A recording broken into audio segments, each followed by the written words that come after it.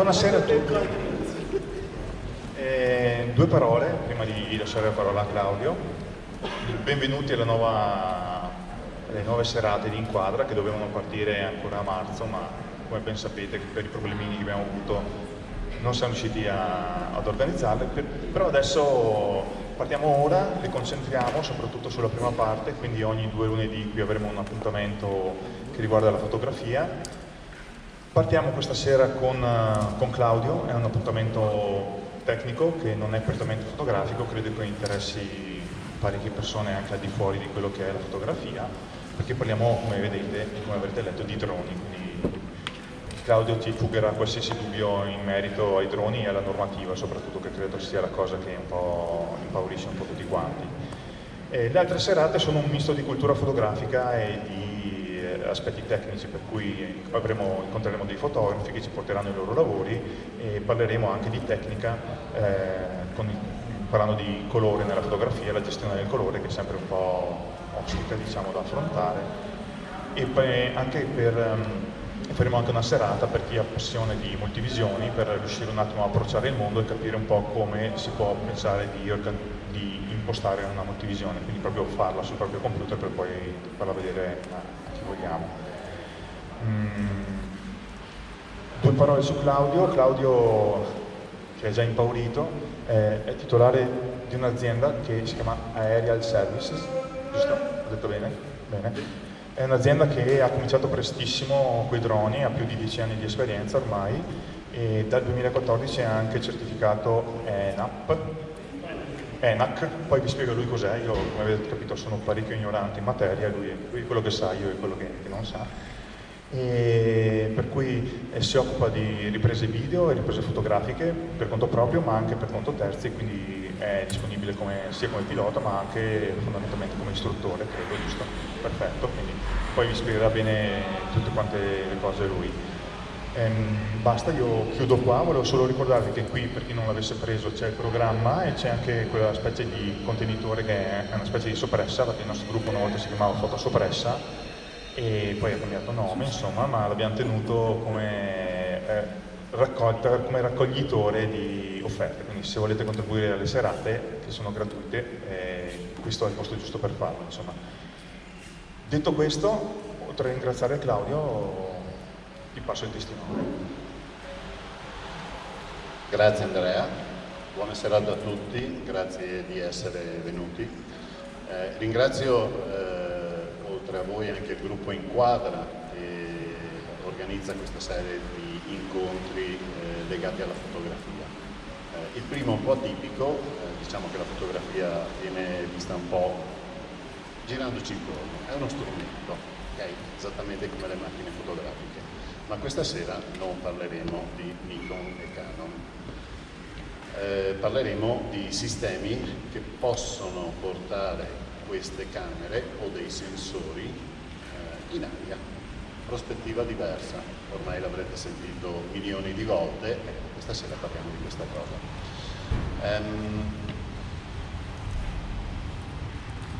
Mettiamo che inizierò ipotizzando una domanda, che è quella che ci viene rivolta spesso quando ci presentiamo in quanto istruttori all'interno delle 2 scuole con le quali collaboro, che sono l'Aeroclub di Treviso e AP74, che è un'altra scuola per la formazione dei piloti. Cosa devo fare per poter volare con i droni in regola?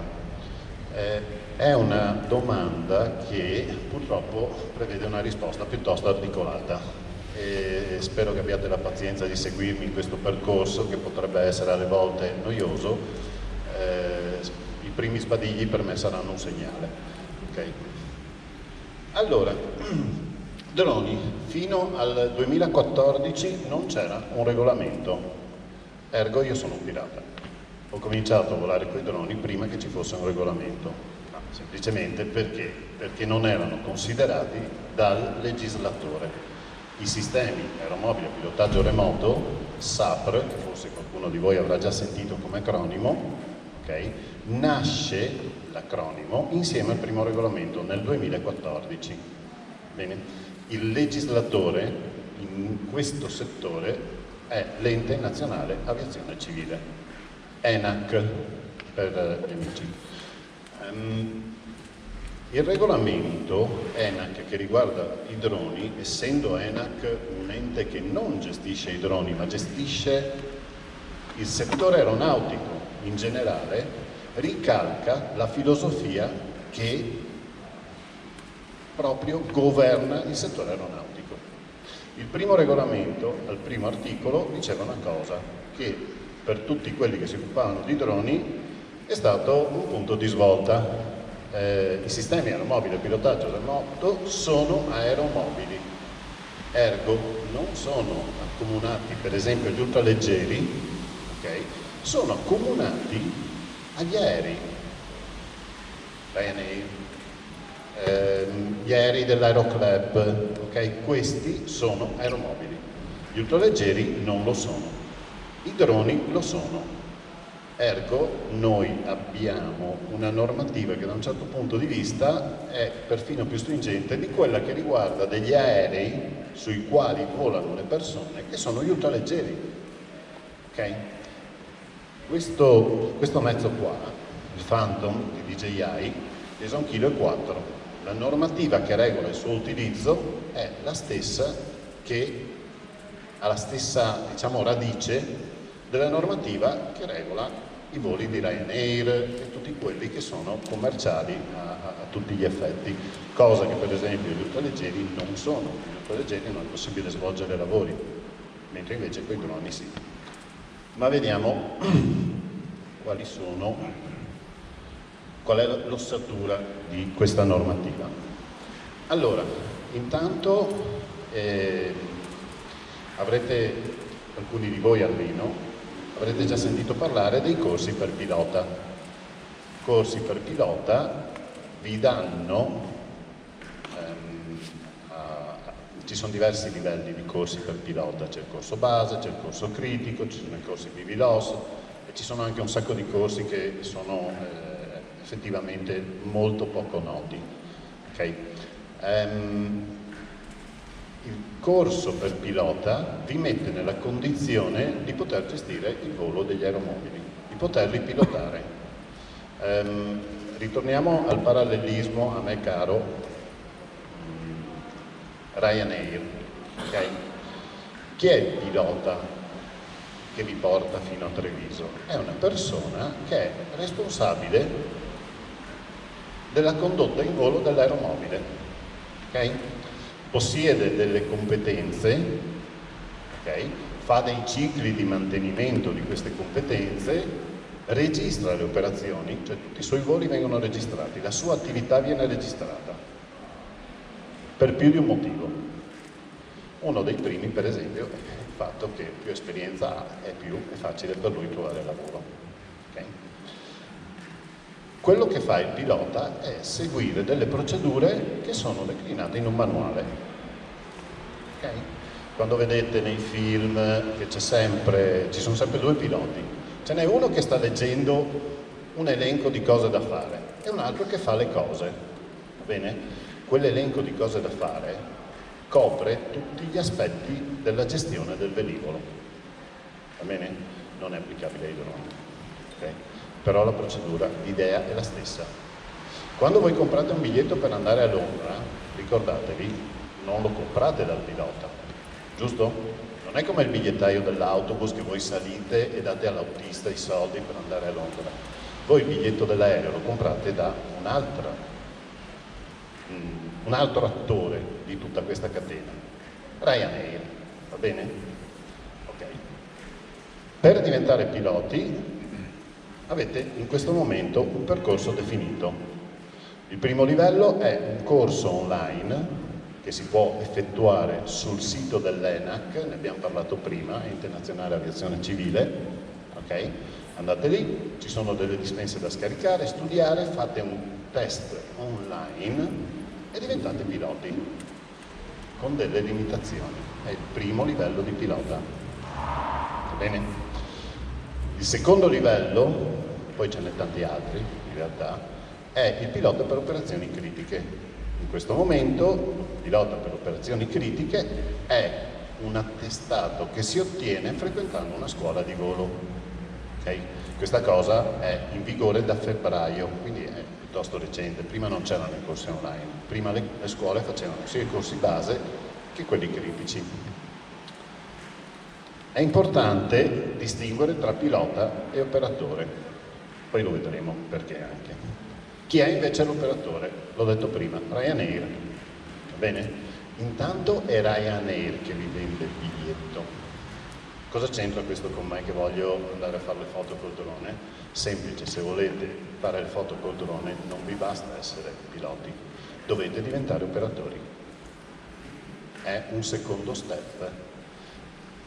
Secondo voi il signor Ryanair vi sa pilotare gli aerei? No, non è necessario. Potete diventare operatori anche senza saper pilotare un drone. Potete cominciare a vendere fotografie dal drone senza essere un pilota, non ce n'è bisogno, però dovete avere un pilota a disposizione. Ryanair ha i piloti a disposizione, giusto? Sono suoi dipendenti. Potete diventare operatori anche in questo, facendo questo percorso. Cosa fa l'operatore? Beh, non c'è scritto qua, di solito è il proprietario dell'aeromobile, oppure ha un contratto con qualcuno che glielo noleggia. Bene? È lui che vi vende il servizio col drone, non è il pilota. Il pilota è la persona che piloterà il drone.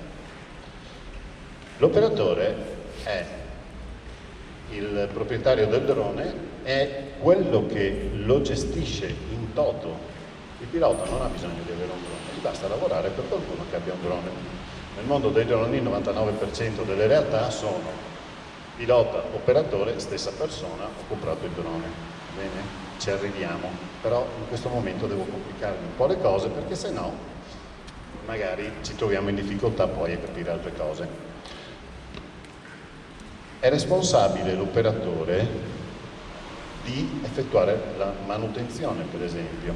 È una delle cose che garantiscono l'aeronavigabilità di quel drone. Oppure dell'aereo che vi porta a Londra, di Ryanair. È Ryanair che è responsabile della manutenzione.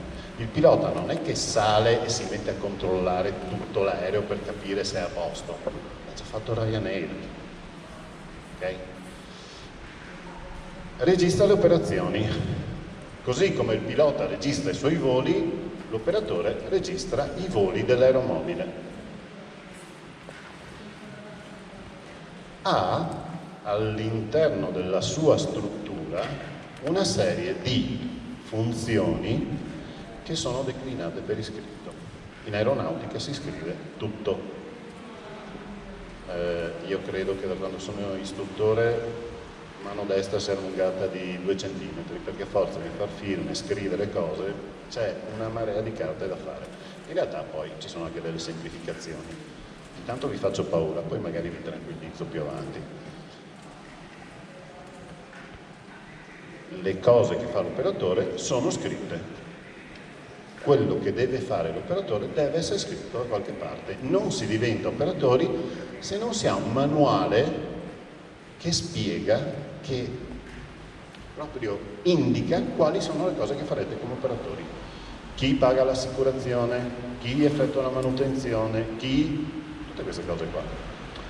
Per ultimo, giustamente, visto che l'operatore può essere o non può essere un pilota, si deve avvalere di un pilota, che sia lui che sia un altro, poco cambia. L'importante è che ci sia un pilota che è in grado di pilotare quel drone e che abbia un attestato base oppure critico che gli consenta di fare le operazioni che l'operatore sta vendendo.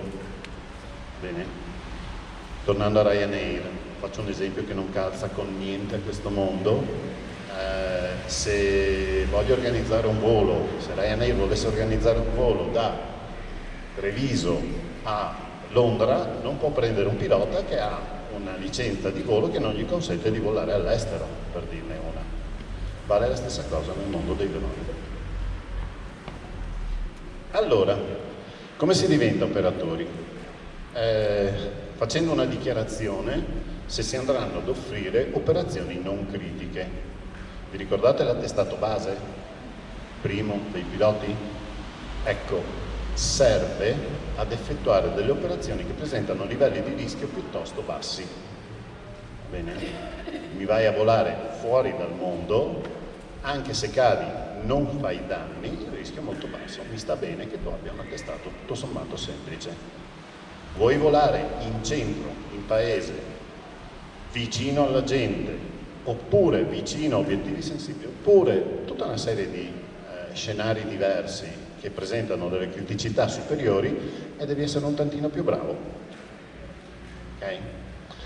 Il volo Ryanair, quando decolla, passa sopra la città di Treviso, giusto?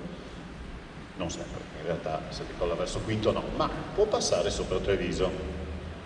Adesso, tot di tonnellate di un 737, se cadesse farebbe danni enormemente più alti rispetto a quelli che farebbe sto coso qua, se ne cadesse in centro Treviso. Questo penso che sia abbastanza chiaro.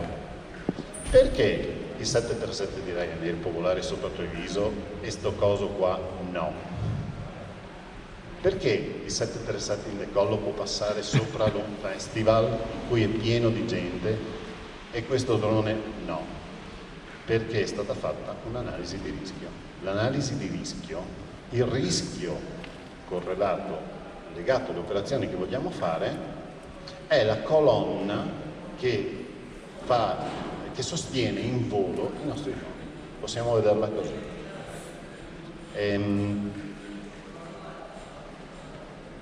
Il fatto che il 737 di Ryanair possa volare sopra l'Home Festival, che è strapieno di gente così, e questo drone no, dipende dal fatto che, per quanto il danno che la caduta del 737 genererebbe sia enormemente superiore al danno che potrebbe generare questo coso qua se cadesse, la probabilità che il 737 cada su Treviso, sull'Home Festival, è stata calcolata ed è enormemente più bassa. Il rapporto tra i due fattori, danni e probabilità dell'evento, questo è il rischio. Bene? Se noi riusciamo a organizzare il volo di questo drone in una maniera in cui il rischio, la probabilità che lui cada sia talmente bassa da far sì che il prodotto rimanga lo stesso del 737, ci lasceranno fare questo. Questa è una cosa che ENAC ha chiarito già al primo workshop 2014, nasce il primo regolamento. La prima cosa che hanno detto è: non vi lasciamo fare niente o giù di lì, ma sappiate che si può fare tutto, dovete semplicemente dimostrarci che lo farete in maniera sicura. Sicura non vuole dire senza rischio, il rischio zero non esiste. Okay? Il rischio deve essere calcolato e ci sono dei livelli di rischio che sono delle convenzioni. Se il rischio è inferiore la cosa si può fare, se il rischio è superiore devi inventarti qualcosa per riuscire a farlo, per riportare il rischio al di sotto di quella soglia. Spero che sia abbastanza chiara la distinzione tra pilota e operatore e perché gli aerei volano. Allora, critiche. Vogliamo tutti diventare operatori per le critiche. Perché?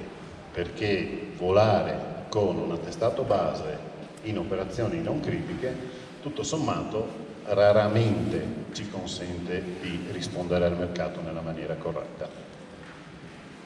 Voi diventate operatori per le non critiche, vi fate l'attestato come pilota per le non critiche un giorno. Il giorno dopo che vi siete presentati sul mercato vi chiederanno di fare delle cose che non potete fare. Okay? Quindi la strada migliore è quella di dire: ok, tanto ci portiamo a casa tutto quello che riusciamo a portare a casa, in maniera che se il cliente mi chiede di fare una determinata cosa sono in grado di farlo. Per diventare operatori in scenari base e per diventare operatori in scenari critici, tra virgolette, mitigati, okay? Sono delle convenzioni che ENAC ha definito. Quando io parlo di scenario, intendo, ci diamo un'occhiata intorno e vediamo quello che c'è sotto, ok? Quello che c'è sotto e quello che c'è in aria. Qui siamo in centro Conegliano, qui io non posso volare, lì sì, a 20 metri da qua posso volare, ok? Non c'è gente, se sto a 20 metri, 25 metri dalle persone, per la precisione, posso volare. Lo scenario cambia rapidamente. Qui, là posso volare. Se vado in aperta campagna posso volare. Se l'aperta campagna è la testata pista dell'aeroporto di Treviso, non posso volare. Ci sono due tipi di rischi connessi alle operazioni con i droni. I rischi a terra, i possibili danni che posso fare a terra e i possibili danni che posso fare in volo. Okay? L'analisi di rischio che abbiamo visto prima è prodotto danni moltiplicato probabilità fatta due volte, una volta in aria, una volta a terra. Vogliamo diventare operatori in operazioni critiche, mi basta fare una dichiarazione, farò il bravo, ci può bastare, non è difficile. Dovete però avere il manuale, dovete avere un drone, abbiamo visto prima, no? Il manuale delle operazioni. Bisogna avere il manuale, bisogna avere il drone, bisogna assicurarlo. Il regolamento dice che dobbiamo assicurare i nostri mezzi. Qualunque tipo di attività facciamo, vale per le non critiche, vale per le critiche. Ok? Se io voglio fare ancora di più, devo, tra virgolette, arrangiarmi.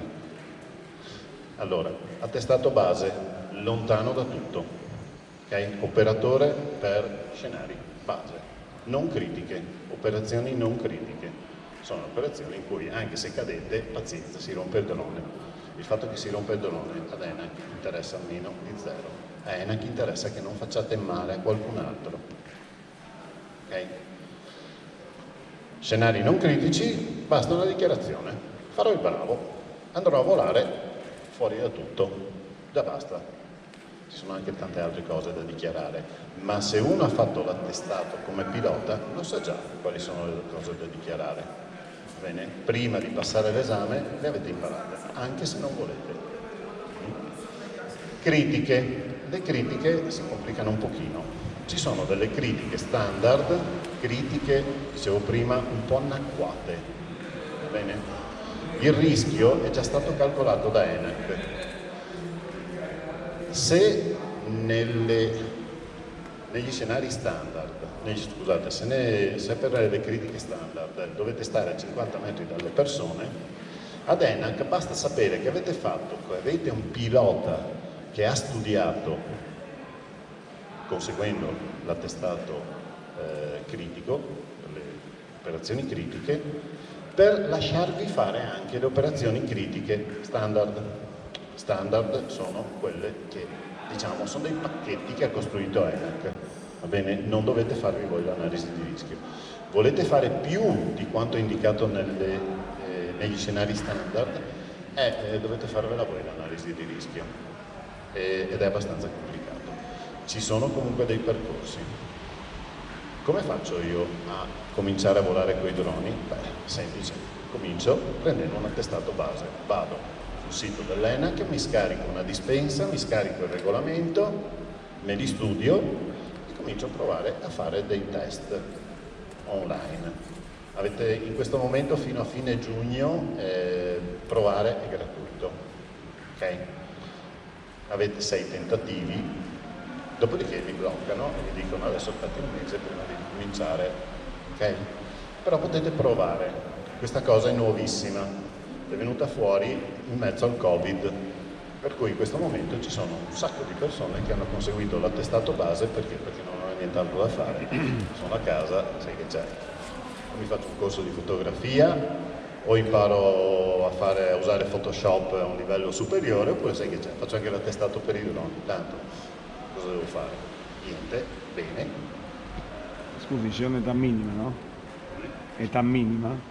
Sì, fino al regolamento 3 novembre dell'anno scorso l'età era 16 anni, che era abbastanza incredibile visto che uno poteva cominciare a fare la scuola per pilotare gli aerei veri a 16 anni, e i droni no.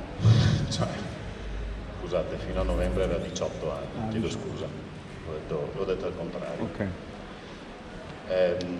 Per mai non si fosse capito, io non sono abituatissimo a parlare in pubblico, quindi se mi vedete nervoso eccetera, sappiate che se vi annoiate c'è qualcuno che sta peggio. Detto questo, fino a novembre l'età minima era 18 anni, adesso è 16, quindi 16 anni. A 16 anni si può già conseguire l'attestato, okay? Sia il base che il critico. Non è che ci sia una distinzione di età per i due livelli di attestato. Quello che c'è scritto qua è: voglio diventare operatore per il base, il percorso è esattamente questo, ok? Le limitazioni, la distanza che dovrò tenere dalle persone, il tipo di posti nei quali potrò andare a volare saranno abbastanza stringenti, nel senso stai lontano. Okay? Vai a volare in un posto dove anche se cadi non fai danni. Con le critiche standard, quei pacchetti preimpostati da ENAC per far sì che non tutti quelli che volevano derogare dalle non critiche si ritrovassero a dover fare un'analisi di rischio, che vi assicuro che è un bel esercizio, okay? Matematico, scientifico, tecnico e quant'altro, i pacchetti li ha preparati ENAC. Okay? Sono delle tipologie di operazioni intermedie. Okay? Se per le non critiche potete arrivare a 50 metri dalle persone, nelle critiche standard potete arrivare a 25. Sembra poco, ma è tanto. Okay? Perché nel 2014 dovevamo stare a 150 metri dalle persone. Ovviamente noi non ci stavamo.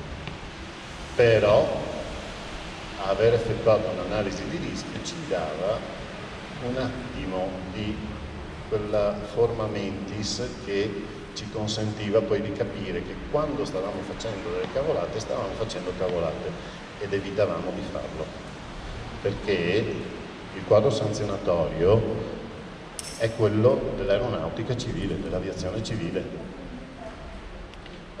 Faccio un esempio: se io esco con il drone e non ho con me la polizza assicurativa, non che non ho il drone assicurato, non ho con me la polizza assicurativa, la sanzione varia da 3.600 euro a 13.000 euro.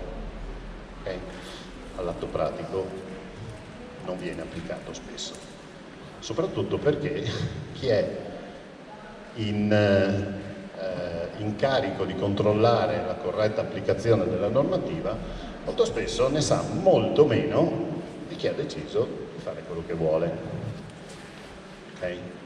Ma questa è una cosa che sta cambiando, anche perché in quanto scuola li vediamo, i vigili stanno venendo da noi, okay?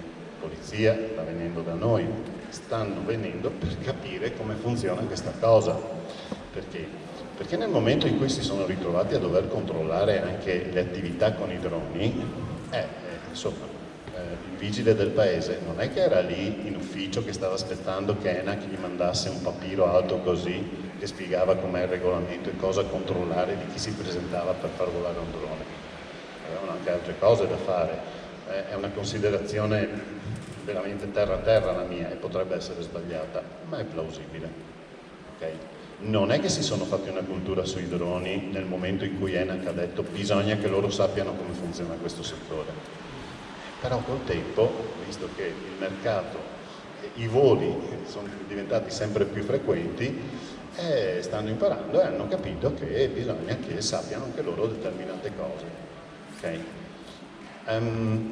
Ho divagato, chiedo scusa.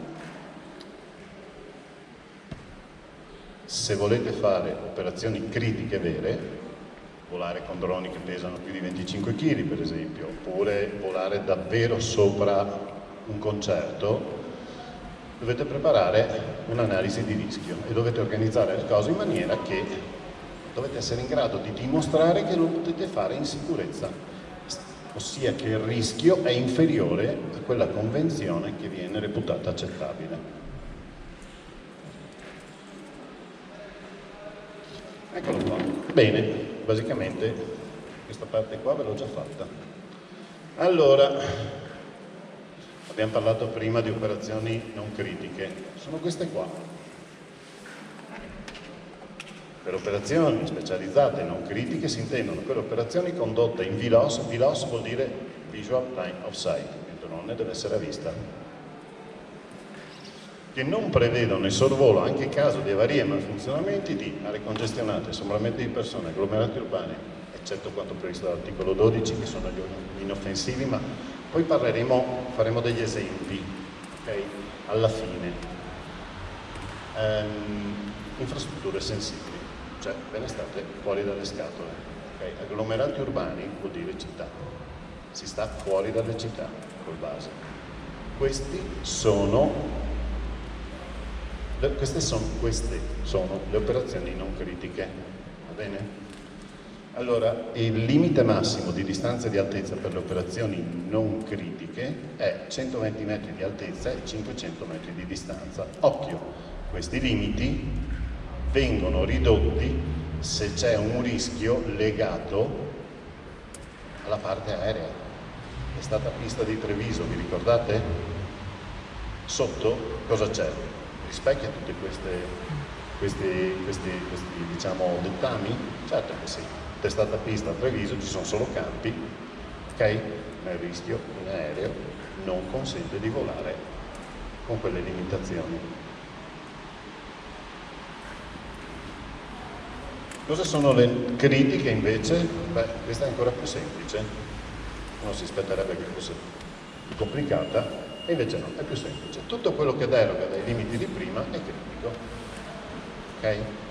Quando voi uscite da una delle limitazioni delle non critiche, quelle della pagina precedente, finite qua.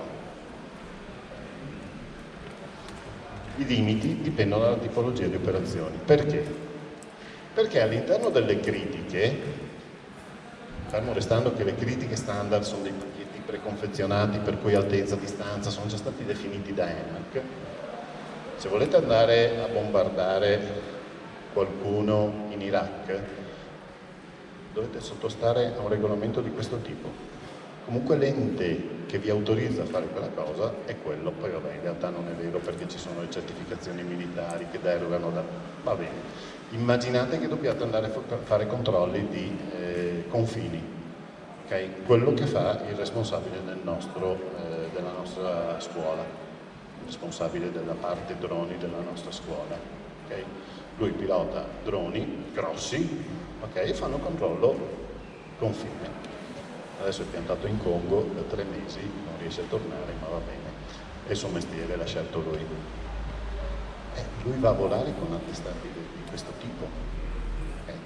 Era già pilota di linea, era già pilota di aeromobili, ma ha fatto dei corsi per poter pilotare anche i droni, pur sapendo già pilotare gli aerei veri, e fa quel lavoro lì. Come si fa a portare un drone a 3000 metri di quota? È semplice, sempre quello è il discorso, si torna là, dovete dimostrare che lo potete fare con un livello di rischio accettabile. E come lo fate? Facendo un'analisi di rischio, ok? La probabilità che quel drone cada, anche se vola altissimo, ok, è la stessa che se volasse basso. La probabilità che quel drone non vada a sbattere contro il Ryanair che vi sta portando in Sudafrica dipende dal fatto che viene inquadrato all'interno della gestione del traffico aereo, okay? Il controllo del traffico aereo funziona per quel tipo di droni esattamente come per gli aerei veri. Non c'è più un limite di altezza, a meno che non rientriamo in quelle operazioni critiche standardizzate da ENAC, che si chiamano scenari standard, i limiti non ci sono più. Siete voi che decidete cosa volete fare e che dovete dimostrare ad ENAC che lo farete in sicurezza. Cosa vorrete fare? Dipende da cosa vi chiedono di fare. Se vi pagano per andare a 3000 metri e controllare i confini, dovrete organizzare un sistema che consente di tenere quel drone a 3000 metri di quota e pattugliare i confini in sicurezza. Se lo dimostrate, fatta.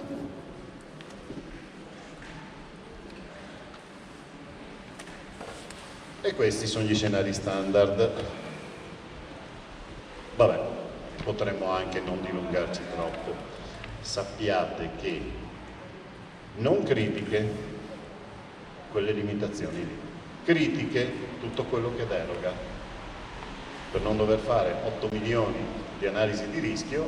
ENAC ha creato dei pacchetti, c'è un'area cuscinetto, va bene? I scenari in Italia adesso sono 7, in realtà a gennaio 2021 entrerà il regolamento europeo EASA, che è praticamente l'ENAC europea, okay, che introdurrà nuovi scenari, tutti da definire al momento. Okay? Il regolamento europeo doveva entrare a luglio, è stato posticipato a gennaio 2021. Stiamo parlando di un regolamento che è entrato in vigore a novembre, giusto? Ho detto prima. Gli attestati online sono disponibili da febbraio. A fine luglio dovremmo fare tutti gli attestati. Non stiamo parlando di 5 anni fa, stiamo parlando di modifiche recenti. Questa non è una cosa nuova in questo settore. Dobbiamo cercare di immaginare che questo è un settore nuovo e la normativa inevitabilmente evolve anche rapidamente. Siamo a giugno, in 3 mesi ci sono stati 3 punti di svolta piuttosto importanti e uno sarà a fine mese.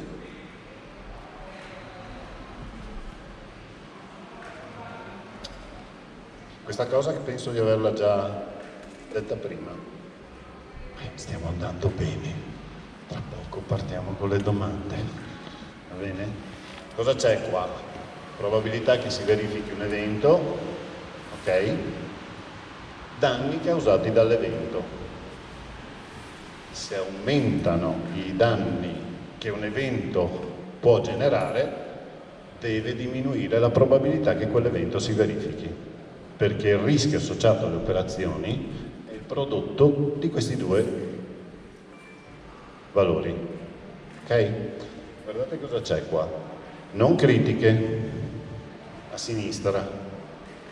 Non ci stava tutto per esteso, sarebbe diventato piccolo, forse non leggibile, quindi NC vuol dire non critiche. Danni causati dall'evento, basso. State volando fuori città, lontano dalle persone, niente infrastrutture sensibili, cioè, se cadete al massimo rompete il drone. Probabilità che si verifichi l'evento può essere alta. Avete fatto un corso online, non avete mai pilotato, eppure potete lavorare.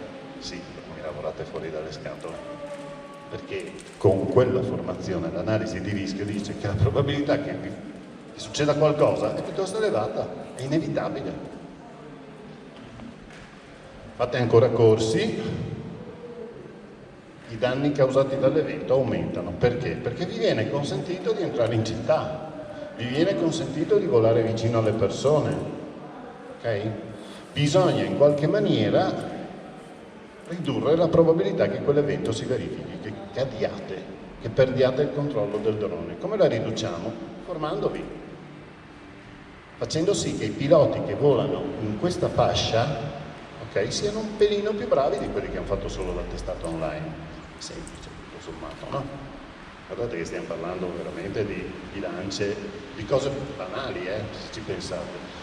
L'unica cosa che io sto cercando di portare qua magari è un po' di metterlo per declinarlo, mettendo un po' di correttezza di termini, perché se qualcuno comincia a interessarsi, io stesso, chiunque, comincia a interessarsi ai droni adesso, si ritrova 1 milione di informazioni difficilmente interpretabili.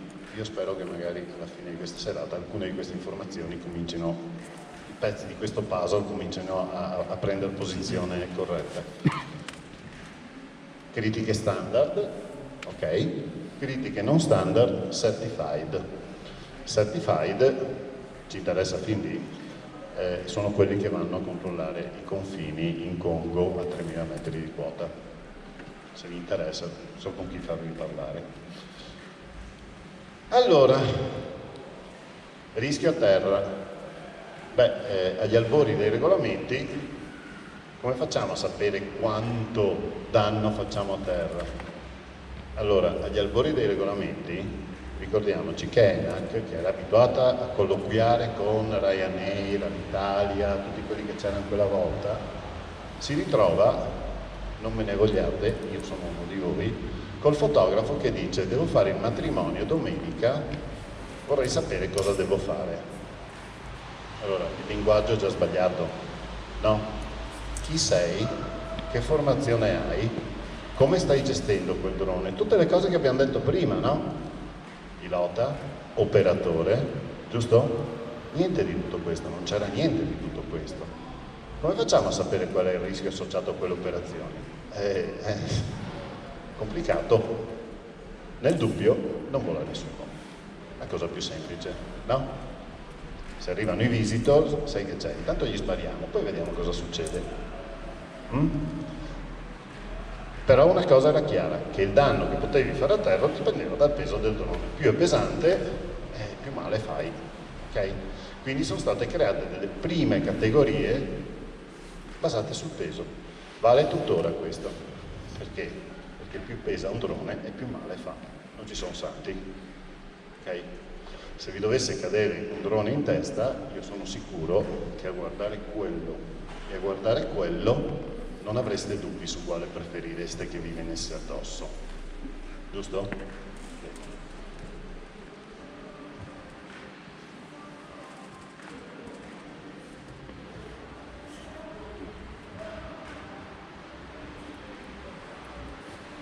Ok, è sparita una slide, vabbè, non importa. Sappiate che al momento gli attestati base e gli attestati per operazioni critiche servono per droni fino a 25 kg. Se volete pilotare droni di più di 25 kg o aspettate il regolamento europeo che consente di pilotare droni di più di 25 kg facendo l'analisi di rischio, dimostrando che lo farete in sicurezza e quant'altro, ok? Oppure al momento in Italia, se volete pilotare droni di più di 25 kg, prima imparate a pilotare l'aereo vero, non ultraleggero. Ricordatevi, gli ultraleggeri sono attrezzi sportivi, gli aerei veri sono gli aeromobili, quelli dell'Aeroclub, quelli che trovate negli aeroporti, quel percorso lì, e poi andate a fare un corso sui droni. Non il nostro. Corso sui droni intendo. Se vi chiedono di pilotare un arnese di questo tipo qua, ok, probabilmente vi chiederanno prima di saper pilotare gli aerei veri e poi vi faranno un corso su quel drone lì, ok? È qualcosa di simile al passaggio macchina in ambiente aeronautico. Ogni pilota ha un tot di macchine che è autorizzato perché ha imparato, gli è stato spiegato, gli è stato insegnato come vanno gestite, ok? Questo sopra i 25 kg. Al di sotto dei 25 kg, è sparita una slide, l'ho già detto prima, lo so, diciamo che tra 0 e 250 grammi ci sono le semplificazioni normative. Oggi, per esempio, per pilotare un drone di meno di 300 grammi e 250 grammi sono meno di 300 grammi, okay? Che non supera i 60 km all'ora e che ha i paraeliche, non vi serve nessun attestato. Oggi, da fine mese vi serve. Quindi se state pianificando qualcosa, o chiudete la vostra attività, iniziamo adesso e finendo a fine giugno, oppure vi conviene già attrezzarvi per dire no, ma io voglio continuare dopo fine giugno. L'unica attività che è consentita da fine giugno senza nessun attestato è ludica, divertimento, non lavoro, ok? Con droni che pesano meno di 250 grammi. Questo da fine luglio, da inizio luglio, scusate, dopodomani. Per il resto si passa sempre attraverso l'attestato base. Perfino se volete fare attività ludica con un drone o un aeromodello e pesi più di 250 grammi, dovete passare per l'attestato base di ENAC, quello online, costa 31 euro, è più la fatica di imparare che non il costo dell'attestato in sé, va bene? Però ENAC si sta preparando, formando anche gli aeromodellisti, okay? Per un futuro non troppo lontano in cui i droni non li vedrete una volta ogni 2 mesi se vi capita di andare all'evento e vedere quello che sta facendo le riprese. Si sta preparando un mondo in cui ci sarà un controllo del traffico aereo che lavorerà in parallelo a quello che c'è già, perché lo sapete che i piloti quando vi portano a Treviso parlano con un sacco di persone strada facendo, che gli dicono guarda che davanti c'è quello, non glielo dicono neanche, gli dicono ascolta, gira un po' di là, scendi, sali, questo è il controllo del traffico aereo. Bene? Il controllo del traffico aereo non gestisce il traffico al di sotto dei 150 metri, ok? In un prossimo futuro ci sarà un controllo del traffico aereo, nel prossimo futuro, è già adesso, bene? Ci sarà un controllo del traffico aereo per questo spazio che si chiama U-Space, che è tra dove abbiamo i piedi noi e 150 metri di quota. Chiunque bazzichi quello spazio lì dovrà avere un minimo di conoscenza di cosa sta facendo. O pensate forse che il drone di Amazon sia più intelligente di voi che state pilotando un aeroplanino? No, non lo è. Il drone di Amazon deve saperlo che ci siete voi lì con il vostro aeroplanino. E voi dovete sapere che c'è il drone di Amazon che può passare di lì. Okay? E come lo sapete? Altra informazione, tutto quello che riguarda il mondo aeronautico è accessibile a tutti, gratuitamente, sempre. Non ci sono servizi a pagamento, tra virgolette. Se voi volete sapere cosa sta succedendo, è tutto accessibile. Volete sapere chi sono io? Andate sul sito ENAC e vedete un po' della mia storia. Sono pubbliche. Diventate piloti di droni? Ci finite anche voi. Volete sapere se in un'area, in una determinata area, possono volare, ci può essere dell'attività che può essere pericolosa per quello che volete fare? È accessibile questa informazione. Non dovete essere accreditati, non dovete essere degli esperti, è tutto a disposizione. Così come è a disposizione tutto. Non ci sono segreti, non possono esserci. Perché? Perché è proprio la diffusione di queste informazioni che consente di avere quel livello di sicurezza che è indispensabile per far sì che le cose possano essere fatte con un livello di rischio inferiore a quello che viene reputato accettabile. Tornando a noi, ho quasi finito. Allora, partiamo dalla finalità. Guardate che dopo la prossima slide chiederò se avete domande, quindi non sto raccontando bugie, stiamo finendo davvero. Facciamo un discorso fotografico? Chi non è fotografo qua? Ok, c'è prova. Ok, va bene. Pochi, e di quei pochi almeno uno ha detto anche una bugia. Quindi, allora, partiamo dalle finalità. Cosa vogliamo fare? Dipende da quello che vi chiedono, da quello che vi pagano per fare, giusto? Allora, partiamo da un sistema di questo tipo, o anche più piccolo. Bene? In questo momento ci sono tantissimi produttori di droni, in realtà una grossissima fetta del mercato è occupata da un produttore cinese che si chiama DJI. Prendiamo i suoi droni come riferimento. Li prendiamo per più di un motivo, intanto perché è leader di mercato, perché ha un'esperienza che gli altri non possono vantare, nessuno. se volete possiamo metterci a discutere, ma tanto poco cambia. È sul mercato da tantissimo tempo, è stato il precursore di tantissime, diciamo, filosofie che poi hanno preso piede e hanno avuto successo.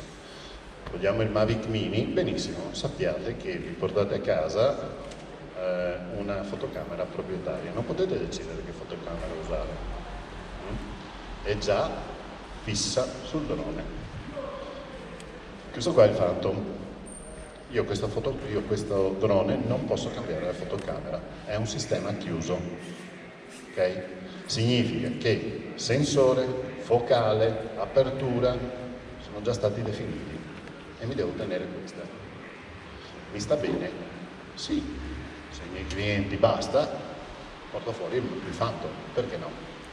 Costa meno, penso che sia facilmente comprensibile, no? Costa meno andare fuori con quello lì, va bene? Il limite qual è? Immaginate di andare fuori a fotografare con un telefonino, se usate il Mavic, no? Può essere anche che abbia un numero di megapixel sufficienti, però il fotodiodo di per sé è piccolino, se il sensore è piccolo non ci sono santi. Gamma, dimensione dei fotodiodi hanno, diciamo, una correlazione abbastanza lineare, no? 12 megapixel full frame rispetto a 12 megapixel APS-C rispetto a 12 megapixel di un sensore di 1/20, non so quella dimensione può avere il sensore di un cellulare, mi cambia. Quando comincio a bruciare, gamma non ne ho più. Focale non la posso cambiare.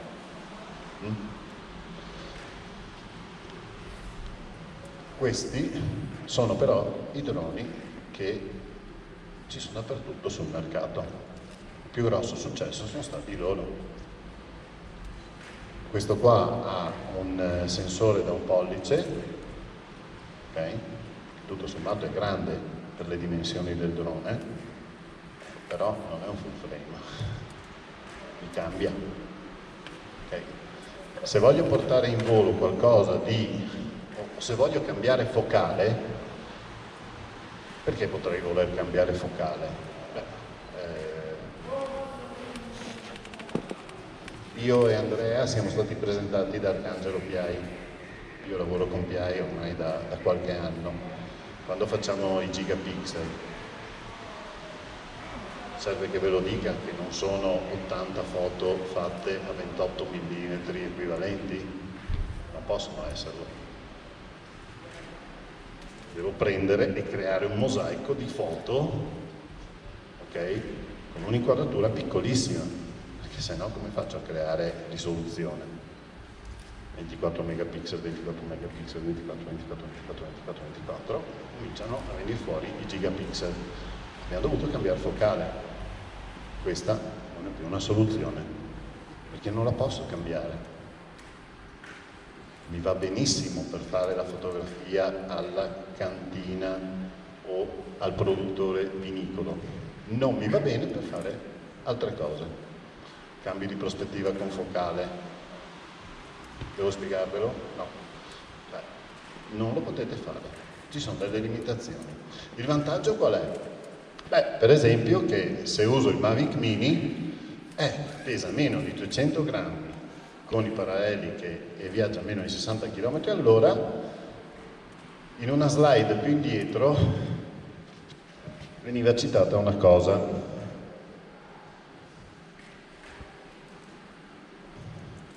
Ok, allora, operazioni non critiche. Per operazioni specializzate non critiche si intendono quelle operazioni condotte in VDOS che non prevedono il ruolo agglomerati urbani, eccetto quanto previsto dall'articolo 12 inoffensivi. Il Mavic Mini è considerato inoffensivo. Cosa significa? Cosa c'è scritto in quell'articolo 12? Semplice, che qualunque cosa facciate è non critica. Anche se volate sopra le persone, anche se volate sopra la città, vi basta l'attestato base, perché con quel drone che è così poco pericoloso da far sì che il rischio Cristo più su di tot non vada, potete volare anche sopra le persone. Va bene? è un vantaggio non da poco. Okay? Se lavorate in questo settore, un inoffensivo dovete avere, perché se no è esattamente come un giorno vi chiederanno di fare una cosa che non potete fare perché non avete abbastanza certificazioni, un giorno vi chiederanno una cosa che non può essere fatta semplicemente qualunque certificazione abbiate. La potete fare come? Con un drone che è inoffensivo per sua creazione, per sua natura. Ok? Torniamo di qua. Il vantaggio di un Mavic Mini è proprio questo: potete fare quasi tutto quello che volete, non è vero. Però, semplificandola, diciamo che potete fare molte più cose con un attestato base e un Mavic Mini di quante ne possa fare io con questo drone qua. E qualche certificazione ce l'ho in più oltre al base. Okay? Con il Mini potete fare delle cose anch'io. Ce l'ho anch'io il Mini. Perché non posso permettermi di dire a un cliente no, devo mandarti da qualcun altro perché il Mini non ce l'ho. Se siamo in grado di spendere qualche decina di migliaia di euro per Starnese, 400 euro di Mini diciamo che non ci rovinano, per fortuna. E andando avanti, vogliamo fare di più? Beh, ci sono fotocamere intermedie. Okay? Sto cercando di concentrare questo discorso sulle foto. I video sono una cosa diversa. Come fare incavolare un intero gruppo fotografico, dire beh, le foto sono più semplici dei video, adesso scappo però. No, non è vero, lo sapete e lo so benissimo, ok? Ci sono sempre più maniere di fare le cose, la fotografia non è per niente più semplice dei video, ok? È più semplice dal punto di vista del pilotaggio, questo sì, perché quando io con la foto decido dove mettere il drone, come fare l'inquadratura, ho finito. In video devo anche pensare dove mettere il drone, come fare l'inquadratura nel fotogramma successivo, in quello successivo, in quello successivo, in quello successivo, deve essere tutto fluido. Da questo punto di vista è più difficile. Ma fare un'inquadratura richiede un fotografo. Questo non ci sono santi, quindi non è più semplice. Vogliamo fare qualcosa di più, abbiamo bisogno di sensori più grandi, abbiamo bisogno di lenti più grandi, abbiamo bisogno di... Oh, è fisico, è fisica, bene? Fotodiodi, luce, non vi faccio un corso di fotografia perché avete un sacco di altri incontri e sicuramente con gente che è più preparata di me, ma c'è qualcuno che punta a fare fotografia come aspirazione massima con un sensore più piccolo del micro 4 terzi, con lenti fisse, scusate, lenti fisse intendo. C'è qualcuno che punta in questo club a fare foto solo col P30, per dire, meraviglia della tecnica? Credo di no. Credo che l'evoluzione di ogni fotografo, almeno è stato così per me perché io arrivo dalla fotografia, io ho cominciato a lavorare in questo settore quando mi sono accorto che la mia macchina fotografica poteva essere messa per aria nel 2009.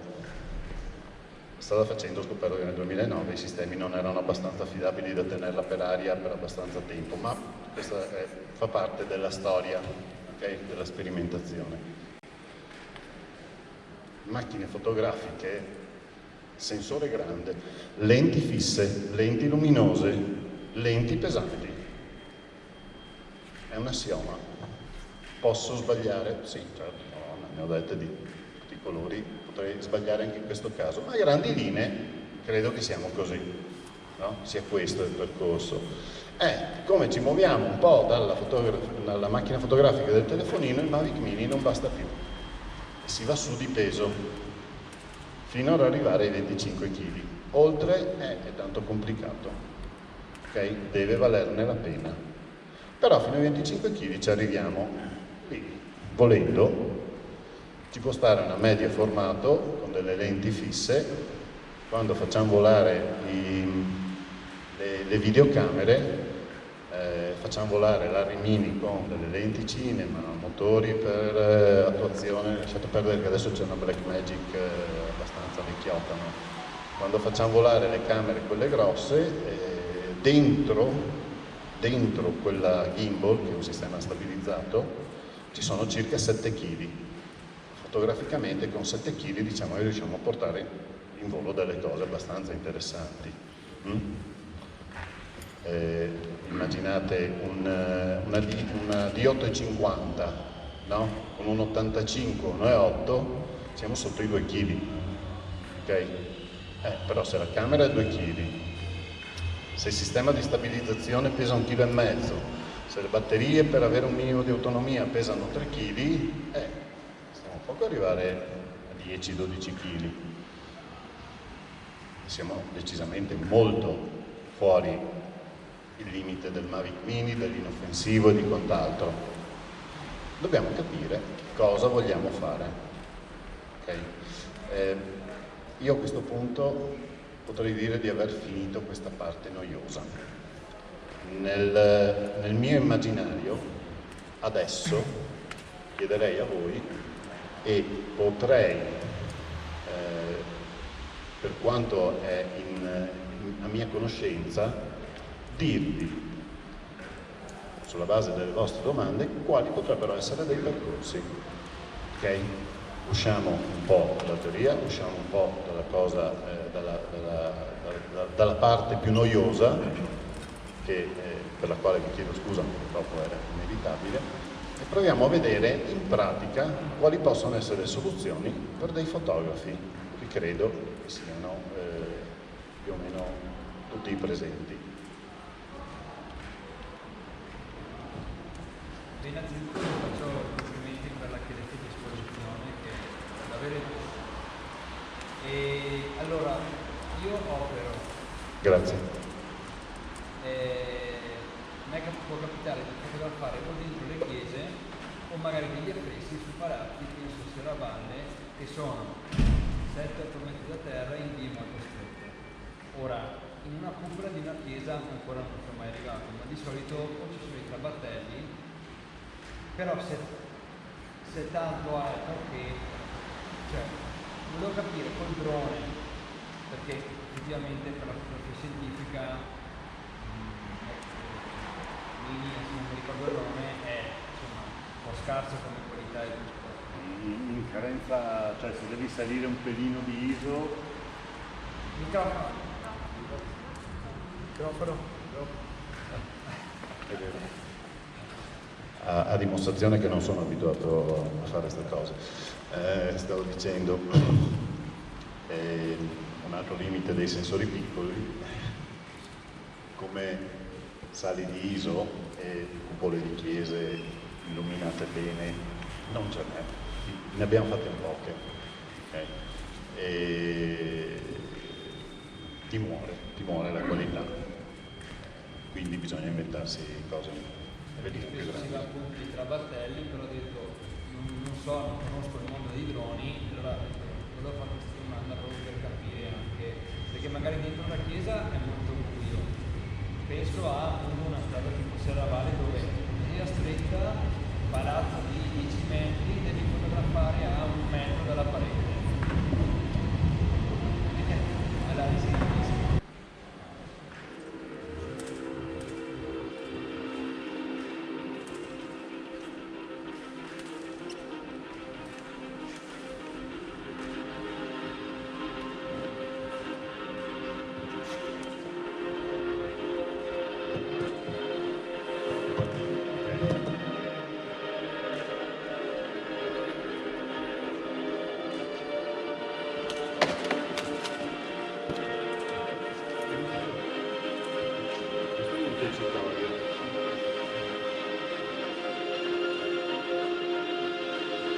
Questi sono gli affreschi che ci sono sopra la Camera dei Deputati. Un secondo, due quelli che sono. Ok? Ho scelto questo video non perché sia più bello, ma perché c'era quella roba lì. Lo vediamo fino alla fine, tanto.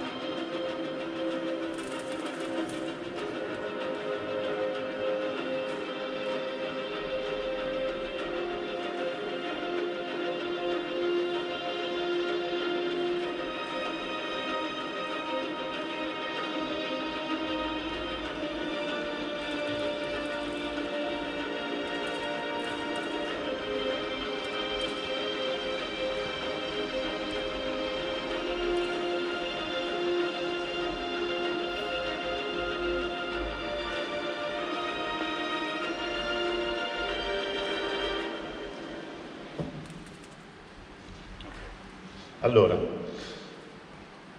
è un caso, perché cerco di sviluppare un po' il discorso, va bene? Allora, intanto hai bisogno di qualità, hai bisogno di qualità fotografica, hai bisogno di dettaglio, ok? E hai bisogno di una grande assicurazione. Perché il nostro problema, quando siamo andati dentro la Camera dei Deputati, oppure quando siamo entrati alla Fenice, oppure quando siamo entrati in posti dove c'erano delle opere d'arte, il problema è tecnico fino a un certo punto, perché comunque la soluzione si trova. Il problema è, se fai danni a un'opera d'arte, qual è il valore? A cosa devi essere preparato ad affrontare? E questo diventa un po' un problema, perché non è che un affresco, se lo rovini, dici costa tantissimo, lo facciamo ricomprare. No. Ed è un problema. Il problema è capire chi ti lascia volare lì dentro e chi si prende la responsabilità di quello che può succedere, che non può essere la tua assicurazione. Per volare coi droni ci sono delle formule, anche queste sono pubbliche, per capire qual è il massimale dell'assicurazione. Va in base al peso, va in base a tante cose, ok? Ma sono già definiti. Per dire, un massimale accettabile per il tipo di attività che faccio io è 800.000 euro, ok? Io sono assicurato per 3 milioni, però ho macchine, ho altri piloti che lavorano per me, cioè, ho cercato di tutelarmi. Ma dentro la Camera dei Deputati, con gli affreschi di 3 milioni non mi bastano mica. Se faccio danni, li faccio... vai a quantificare te. Cioè, teatro Reggio a Reggio Emilia, è un pezzo unico. Come fai a essere sicuro che, ammesso che tu riesca a risolvere questa cosa, ok? Adesso ci sono dei sistemi che consentono comunque di avere una qualità sufficiente. Tutto sommato l'analisi tecnica, risolvere quella necessità lì, non è problematico.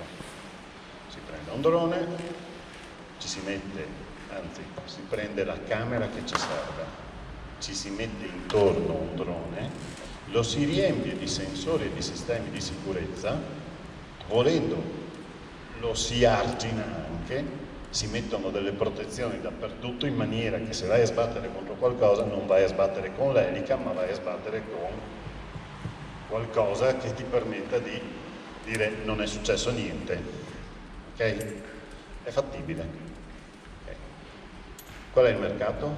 Deve essere giustificato dal punto di vista economico tutto questo. Non puoi più andare col minimo. Ci puoi andare, ottieni quello che ti dà il minimo. Okay? L'idea era proprio da comunque evitare quello, ma andare su con la mia fotocamera, ad esempio, una certa ottica, fare moltissimo, però tutto il resto non lo conoscevo, infatti era per questo. Allora, quando noi siamo andati dentro chiese, ed è successo varie volte, sono state stipulate intanto delle assicurazioni dedicate a quel tipo di attività. Si va là, ok, cosa c'è? Questo. Cosa succede nel peggiore dei casi? Questo. Qual è il massimale dell'assicurazione per quel giorno? Non più 3 milioni, ok? Molto di più. Una volta che tu hai definito questo, hai già la tua soluzione, no? Si parte sempre dalla fine. Cosa ci serve? Non c'è più la slide, non importa. Comunque partiamo dalla finalità. In base a quella si decide cosa serve. E poi viene tutto, diciamo, di seguito. Noi abbiamo uno di questa gimbal qua, ok? Questo drone, ma anche su altri, in 10 minuti può essere montata sopra. per cui è la camera che guarda sopra, perché da dove si trova adesso, se tu provi a guardare in su, troveresti eliche, braccia, di tutto. Questo è stato progettato per poter girare la camera sopra. Se parto da casa così, adesso non è imbastito per poter girare la camera velocemente. Se parto da casa senza prevedere di doverla girare, mi servono 10 minuti per girarla. Se parto da casa prevedendo che debba girare, sarà un po' meno bello da vedere, ma ci metto 15 secondi a girarla da sotto a sopra. Okay. Le abbiamo dovute studiare perché è il mercato che ce l'ha chiesto, alla fine. Abbiamo bisogno di fare questo. Non si può fare, no? In testa alla slide, vediamo se è ancora aperto, ma neanche per sogno.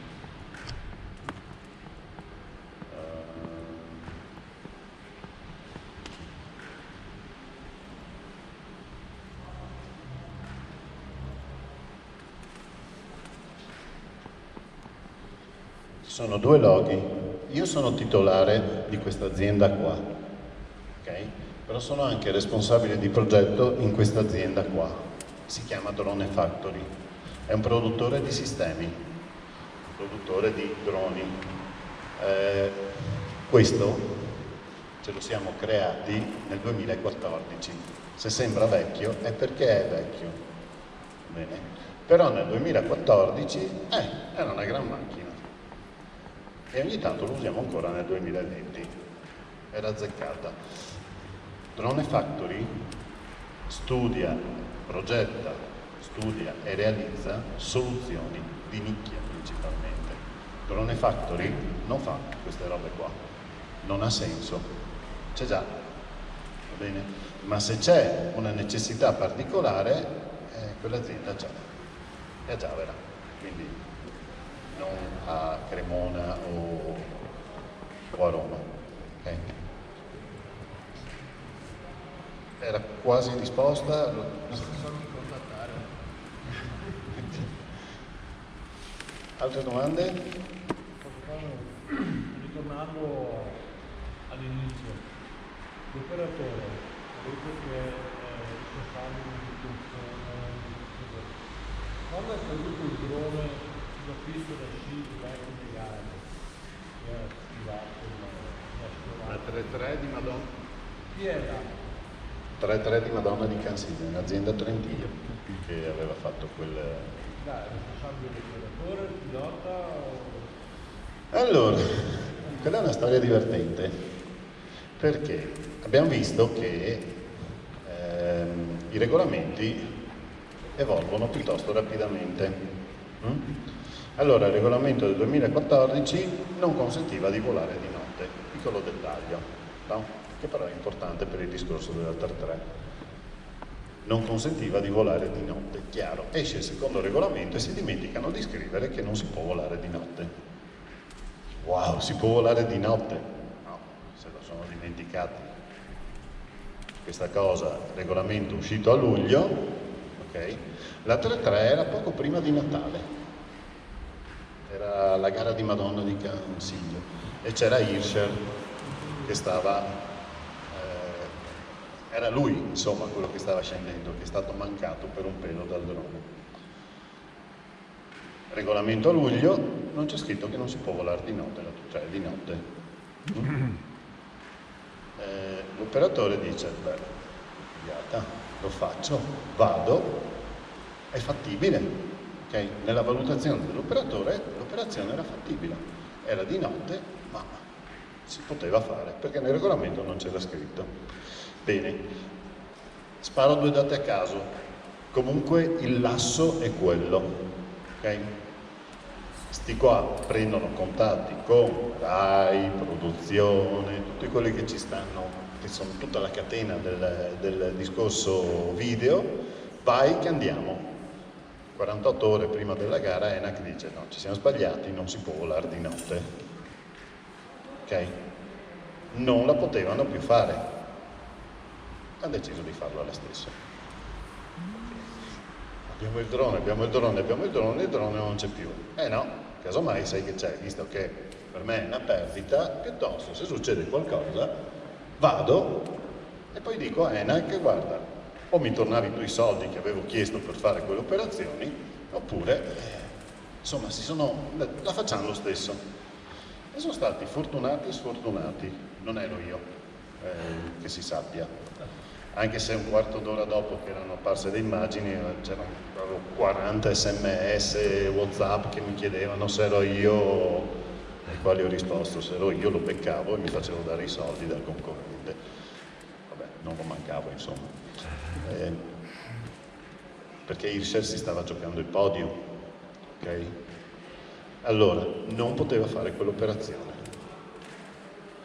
Sotto altri aspetti sì, la poteva fare, perché era un operatore serio e coscienzioso, dovrei dirlo un po' bassa voce, ok? Però era comunque uno formato, era uno bravo, è tuttora bravo, ha anche una grande azienda, ok? Decidono di farlo lo stesso e questo li ha messi nei casini dopo, quando è successo il fattaccio. Perché? Perché sono stati fortunati e sfortunati. Fortunati perché non hanno beccato Hirscher, adesso sono serio. Sfortunati perché sono finiti in Mondovisione. Cioè, ne hanno visti tutti. ENAC non poteva nemmeno far finta di non aver visto quella cosa. Quindi è partita un'indagine.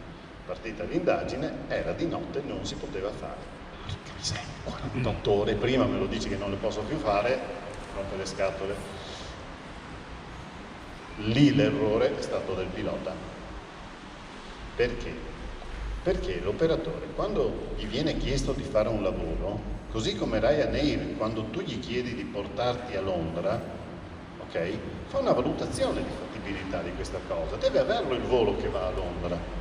E avere il volo che va a Londra vuol dire avere le certificazioni per portare un aereo da lì, da Treviso a Londra, avere tutti i servizi all'aeroporto di Treviso, avere tutti i servizi all'aeroporto di Londra, tutto l'impianto deve essere funzionante, se no non ti può vendere il biglietto per andare a Londra. La stessa cosa vale per i dronisti. Vuoi fare delle foto sulla tua azienda agricola, bisogna che l'operatore veda se può volare sopra la tua azienda agricola.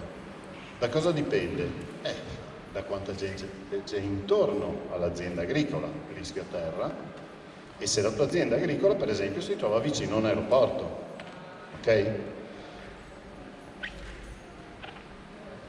Quando decidi che l'operazione è fattibile, chiami un pilota e gli dici: questo è il drone, questo è il manuale di volo, vai e fai sta cosa qua. Da quel momento in poi la valutazione di fattibilità passa in mano al pilota. A livello di pianificazione è in mano all'operatore, è l'operatore che decide se può vendere quel biglietto a te per andare a Londra o se farti un preventivo e dirti: quel giorno veniamo a fare le foto alla tua azienda agricola. È la stessa cosa, va bene? Ma nel momento in cui il pilota sale sull'aereo o il pilota prende in mano il drone, diventa lui il responsabile delle operazioni. Perché? Perché l'operatore non c'è. Il signor Ryanair non lo può sapere se sulla pista ci sono i conigli che stanno attraversando, è il pilota che lo sa e che dice: io così non decollo. Ok? È il pilota che lassù alla 33 doveva dire, perché ve la racconto cosa è successo. Avete mai lavorato con una regia? Avete una cuffia e ascoltate quello che si dicono in regia. E in regia cosa dicono? Passa la camera 1, passa la camera 2, passa la camera 7, vai. Vabbè, cioè, ci sono delle formule. Voi siete in cuffia con il vostro drone, la vostra immagine, ok? E quando la regia dice: guarda che sta partendo Hirscher, dobbiamo prenderlo. Infatti lo stavano per prendere, esatto. Guarda che dobbiamo prendere Hirscher, ok, e c'è sto operatore sto pilota, scusate, ho detto una bestialità, c'era sto pilota che diceva: Beh, ho ancora 8 minuti di autonomia e ce la faccio. Isher non lo manchiamo. Che detta così assume un tono ironico anche come cosa, ma vabbè. Dobbiamo prendere Isher, avanti, avanti, avanti. Isher ha un problema, in Piazzola ha un problema, fanno partire un altro prima di Isher. E sto pilota dice, cavolo, erano 8 minuti e adesso diventano 3. Ma ce la faccio, non posso atterrare adesso e dirgli che non prendo Isher perché è rimasto senza batteria sopra Isher praticamente. Questo è quello che è successo. È una combinazione di ritardi, salto di turno, Isher poi è andato in Piazzola, sta partendo, vai, e invece no, ha avuto un problema con lo scarpone, per cui in altri 30 secondi. E 30 secondi quando si vola con arnesi di 10 kg sono una parte importante dell'autonomia. Okay? Questo messo assieme al fatto che erano in quota, perché la 3-3 non la facevano mica a Jesolo, okay? La facevano a 2000 metri. 2000 metri l'aria è più rarefatta, l'aria è quella alla quale si aggrappa sto coso per stare per aria, ce n'è meno, deve fare più fatica. Faceva freddo, perché non solo non era Jesolo, ma non era neanche Madonna di Campiglio ad agosto, ok? Quindi c'erano diversi gradi sotto zero. Le batterie come fanno a erogare energia? Una reazione chimica. Le reazioni chimiche da sempre vengono agevolate col caldo e rallentate col freddo. Le batterie non riuscivano a erogare l'energia che gli serviva. Risultato, aveva meno autonomia, quell'altro è arrivato in ritardo, poco non lo prendevano okay? Questi sono i casi in cui si vedono i piloti davvero bravi. Il pilota davvero bravo non si mette nella condizione che qualcosa possa succedere, si mette nella condizione che qualcosa non possa succedere. Fa tutto quello che è in suo potere per far sì che quell'evento lì non si possa verificare. Tanto la sfortuna Murphy ci metterà il piedino lo stesso. È inutile che andiamo noi a complicarci la vita. Quando il pilota dice devo atterrare, io ho un caratteraccio, qualcuno lo sa. Quelli che lavorano con me sanno che quando io dico che devo atterrare, o chiamano Dio e gli fanno prendere il drone e tenerlo in volo per conto suo, se no quel drone atterra perché deve atterrare, non perché io sia bravo, perché non voglio mettermi nella condizione di far sì che qualcosa possa accadere. Ci provo, per quanto è nelle mie possibilità, ok? Almeno ci provo. E se vedo che qualcosa ha la possibilità di accadere, faccio tutto quello che posso per escludere quella possibilità. Ho messa... ok. Altre domande? L'analisi di rischio, esiste un format o più format che vanno compilati o uno se la deve inventare con quello che sa, con quello che ha imparato? Un'ottima domanda. Allora, esistono gli AMC, si chiamano Acceptable Means of Compliance, sono degli strumenti. Come io dimostri che il rischio associato a quelle operazioni è accettabile, può essere,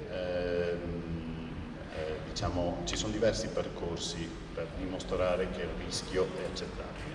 Posso inventarmene uno io, ok? Non io perché sono io bravo, può inventarcene uno anche lei. Gli AMC cosa sono? Sono delle linee guida, in buona sostanza. Sono dei percorsi, non esistono dei format. Perché? Perché una prerogativa degli AMC è che devono essere flessibili. Non puoi immaginare di cosa avrà bisogno qualcuno. Guardate che Drone Factory basicamente è nata prima di Aerial Services. Okay? Abbiamo prima cominciato a costruire i droni e poi abbiamo cominciato a fare servizi. Perché? Perché prima i droni si usavano per altre cose, non solo per far foto o video. Gli utilizzi dei droni non è che li abbiamo decisi noi in Drone Factory, erano i clienti che venivano a dirci: guarda che ho bisogno di un drone per fare questa cosa qua, e ogni tanto c'era una mascella che strisciava per terra. Perché, caso simile al suo, abbiamo le ragnatele in cima a una cupola che sta a 70 metri da terra. Come le togliamo? Vai tu a 70 metri dentro una chiesa a tirar giù le ragnatele. Possiamo farlo con i droni? Certo. È semplice? No. Ma si può fare. E costava meno di qualunque altro sistema che avessero a disposizione. E l'abbiamo fatto. Perché no? Quando tu hai bisogno di creare un'analisi di rischio, quando tu hai bisogno di dimostrare che quello che vuoi fare è sicuro, o meglio, lo puoi fare in maniera sicura, da dove parti? Da quello che vuoi fare. E chi può sapere quello che vuoi fare te, a parte tu ed io? Nessuno. Men che meno un burocrate che decide un percorso per dimostrare che quella cosa è sicura. Quindi diversi strumenti, scegli quello più adatto al tuo dato di partenza. Alla fine, quale camera vogliamo usare? Si parte dalla fine e poi si ricostruisce tutto il percorso fino ad arrivare a livello di sicurezza. Come facciamo a dimostrare che è sicuro far volare un drone a 3000 metri? Intanto abbiamo bisogno di piloti formati, abbiamo bisogno di droni affidabili, abbiamo bisogno che ci sia il controllo del traffico aereo. Sono tutte cose che in aeronautica si chiamano mitigazioni. Qual è il livello di rischio associato al volo di un drone di 150 kg a 3000 metri di quota? Altissimo. Come facciamo a far sì che il rischio scenda? Abbassi, che non attraversi quella soglia. Comunque sì, ci sono diversi strumenti. Quello che è stato accettato da EASA adesso si chiama SORA. Io ho appena finito un corso 3 settimane fa sul SORA, SORA sta per Specific Operations Risk Assessment, è uno strumento per calcolare il rischio di operazioni critiche. In regolamento EASA si chiamano specific, non critiche. Okay? È quello che sta prendendo più piede adesso. Perché? Perché mentre c'erano degli AMC, degli strumenti, okay, pregressi che utilizzavano formule ma dedicate al mondo degli aerei veri, dice, ENAC ha detto prima cosa, questo l'abbiamo, lo applichiamo anche al mondo dei droni. Il problema è che quando passi da 800 kg a 1,5 kg, la linearità non è che viene mantenuta su tutto, perché sono formule, è un calcolo matematico l'analisi di rischio. Alla fine un numero deve venire fuori e deve essere inferiore a X. Va bene? La linearità, quando cambiano così tanto i pesi, non è lineare, cioè non funziona. Ho fatto prima l'esempio dell'assicurazione.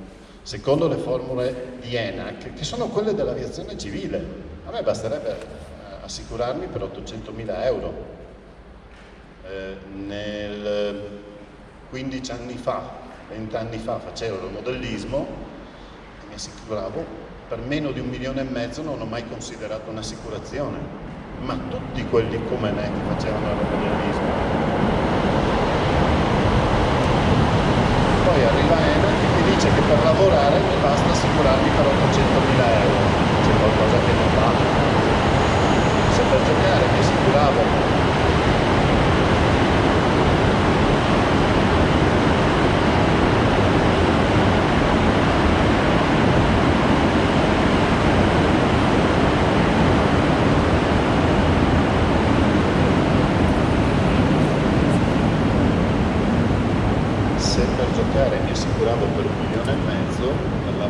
sicuro almeno per 3 milioni.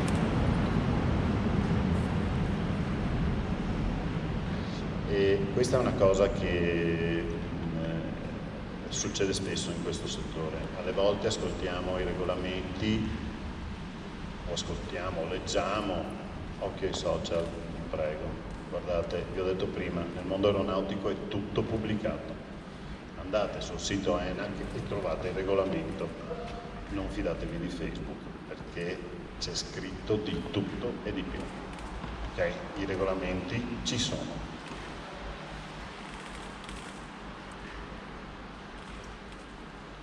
Io non mi sto loggando a niente, ok? Questo è il sito dell'ENAC. Vediamo se lo spot fa il suo lavoro. Andiamo giù e troviamo l'area droni. E qua trovate tutto. Modulistica, volete diventare operatori? C'è scritto, e qua è il modulo. L'elenco degli operatori è qua, è pubblicato, ci sono anch'io. Le scuole. Vabbè, c'è le organizzazioni di addestramento, qua c'è la scuola di Treviso, è elencata, vi dice, c'è un PDF che vi dice cosa possiamo erogare come corsi, è tutto qua, ci interessa questo, normativa droni, e ce n'è un po' che, ok? Ma quello che ci interessa di più è questo, 11 novembre 2019, è tutto qua. Va bene? Non ho fatto login da nessuna parte, non ho dato credenziali, è lì, è a disposizione come tutto quello che riguarda il mondo aeronautico. Va bene? Ci sono anche i sistemi, gli AMC, quelli vecchi, quelli ENAC, perché il SORA è molto nuovo, ok? Però è quello che è nato dedicato ai droni. Si sono impegnati 38 paesi, cioè 38 ENAC per dire, ok? C'è tanta gente che ci ha lavorato. In questo settore che è nuovo è difficile alle volte che la normativa si adegui abbastanza velocemente a quello che è il mercato e questo di solito porta scontento, ma sappiate che c'è molta gente che si sta impegnando per far sì che questo venga risolto. E, per dire, un limite del SORA è che considera come rischio aereo non la collisione tra droni, ma solo la collisione tra droni aeromobili con piloti a bordo. Ma questa cosa deve cambiare, lo sanno già che è un limite. Il problema è che anche se erano in 300 a lavorarci sopra, serve un po' di tempo, tecnologia che ci corra dietro, che è un mondo in evoluzione, molto velocemente. Non so se avevo risposto alla domanda poi. Posso dire una cosa? L'utilizzo di video piuttosto che immagini con droni in ambiente social, ci sono delle precauzioni da tenere presente, bisogna essere autorizzati, una serie di... Allora, il regolamento dice che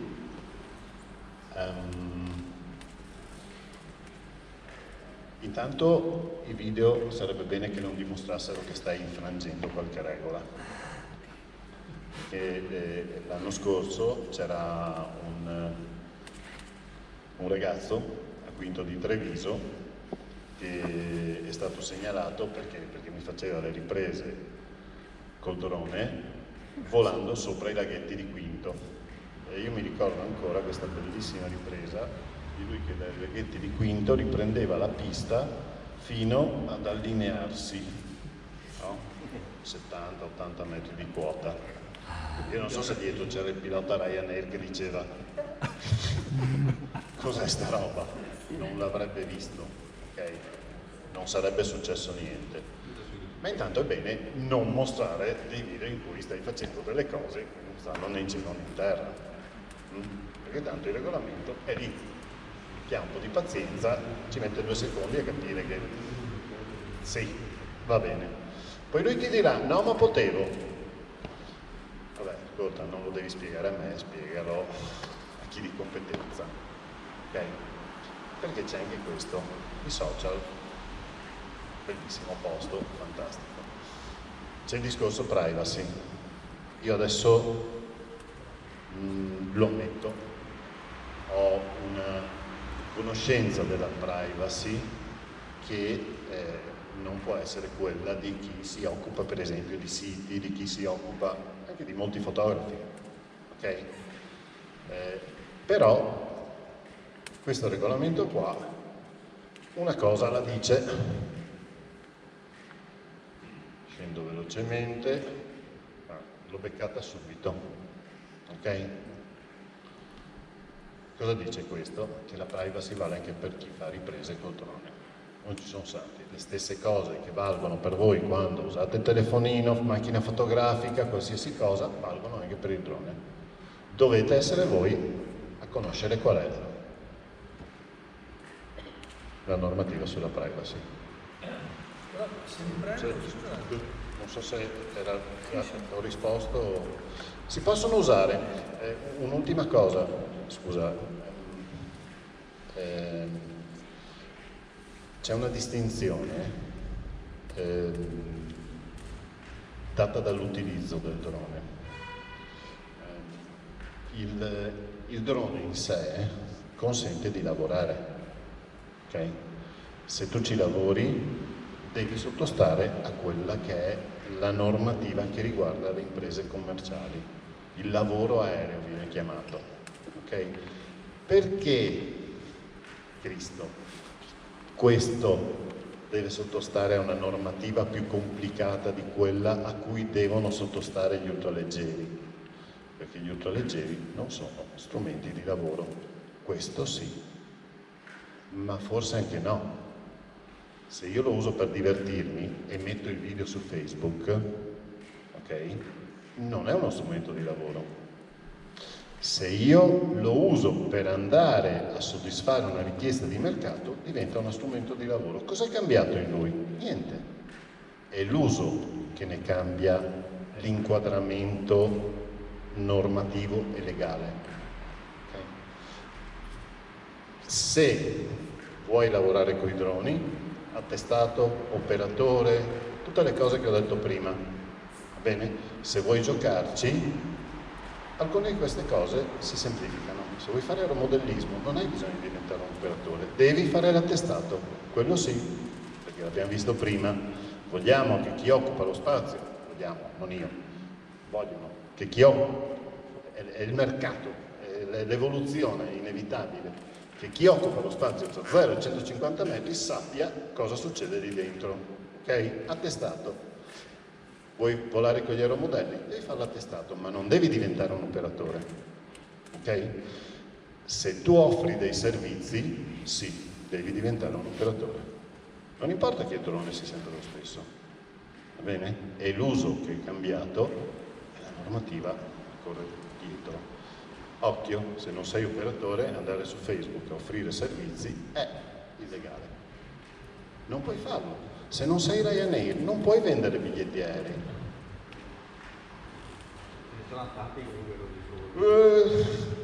E che?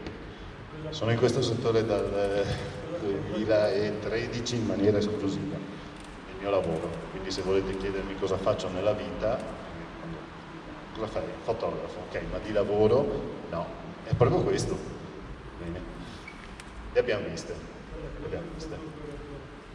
Questo discorso qua, Dimmi, scusami. Questo discorso qua che ho fatto adesso vale anche per una termocamera montato su DJI Enterprise. Per esempio, se io mi prendo un palazzo con all'interno vedo le figure umane perché la termocamera mi fa vedere le figure umane. Questo a livello di privacy com'è che si inquadra? Aspetta, quale drone? Enterprise. Mavic o... Enterprise. Allora. DJI Enterprise. Che ha la termocamera. L'hai mai usato? Che ha... L'hai mai usato? No, non l'ho usato, però l'ho visto come Ok, io l'ho usato, fidati che tu se c'è una finestra chiusa è già tanto se vedi la finestra, c'è una termocamera che è finta, ok? Quindi quando si parla di termocamere bisogna andare su altre cose, un po' più grossette. Immagino che valga la stessa cosa, la privacy cosa dice? Non devono essere riconoscibili le persone, le località, giusto? Noi al corso facciamo sempre io, vabbè, siamo 4 istruttori, ma io per la mia parte sulla privacy faccio sempre un esempio, no? Vai a fotografare la periferia di una città, no? Bene, ci sono delle case, c'è una legge del 1990 che consente di pubblicare foto aeree senza richiedere il nulla osta dell'autorità militare. Perché prima bisognava chiederlo. Quando si facevano fotografie aeree le si portavano dai carabinieri e bisognava che i carabinieri ti dicessero, le mandavano al comando militare, facevano quello che dovevano fare. 1990 non è più necessario, okay? C'è una legge, quindi fotografia aerea voi potete riprendere quello che volete senza richiedere l'autorizzazione neanche a chi è ripreso. Occhio alla riconoscibilità. Perché? Perché se voi state riprendendo o c'è dentro la vostra foto la villetta del signor Rossi, ok? Chi se ne frega? Potete riprenderla e anche pubblicarla. Se non c'è qualcosa di riconoscibile, dov'è il problema? Non c'è una legge che vi tutela, ok? Per il fatto stesso che state facendo lavoro aereo. Se nel vialetto della casa del signor Rossi c'è la sua macchina parcheggiata, non è un problema, giusto? Ma se nel vialetto del signor Rossi c'è un'altra macchina parcheggiata, la signora Rossi è in casa e la macchina parcheggiata è, per sfiga, l'unica Porsche Cayenne color oro di tutta Italia, che per sfortuna è quello che il marito sapeva che era dell'amante della moglie, siete nei casini. È semplice così. Può capitare facilmente, però. Come? Può capitare facilmente. Vai a sapere. Adesso, non è per dirlo, quando noi andiamo a fare delle riprese, anche se ti vedono a 2 chilometri, a volte c'è qualcuno che ti viene a dire guardi che lei non lo può fare questo. La risposta è sempre non si preoccupi, la tettoia abusiva non c'è un po' per riprenderla. Perché il problema è suo, non è mica mio. Io lo sto facendo, so di poterlo fare il mio lavoro. Se mi viene a rompere le scatole, forse quello in difetto sei te. Ok? Occhio perché poi, lo sapete anche come fotografi, alle volte se vi vedono con una macchina fotografica potete diventare il diavolo in così, uno schioccare di dita, lei mio figlio non lo può, lei ha fotografato mio figlio, cosa gli dice? Non è vero, alla festa del paese può essere che ci sia anche suo figlio, cosa fai? Gli mostri tutte le foto e cancelli quello del figlio? È un attimo, e purtroppo la privacy non è... inevitabilmente è come la burocrazia, si autoalimenta, no? Vabbè, però insomma è un discorso che esula un po' dai droni. Sappiate che così come vale per voi quando fate telefonino, macchina fotografica, eccetera, vale anche per i droni. Andava soddisfatto? Dimmi. Per l'inoffensivo. Sì. Cioè, per volare sopra città e persone, serve lo stesso per quello sopra i 250 grammi? Allora, in realtà tu puoi volare in città con droni fino a 10 kg in scenario standard critico. Non te li racconto tutti perché anche se sono 7 è complicato e non è un po' il... Allora, qui abbiamo... Ci arrivo all'articolo 12, quello della privacy è arrivato subito. Il 12...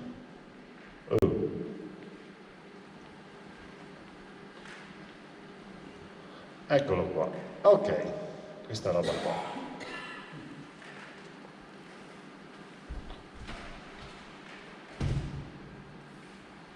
Allora, Quando entrerà in vigore il regolamento europeo, sarà molto simile a quello dell'FAA, quello americano. Poi, ovviamente, per i discorsi di campanili ci saranno delle cose diverse.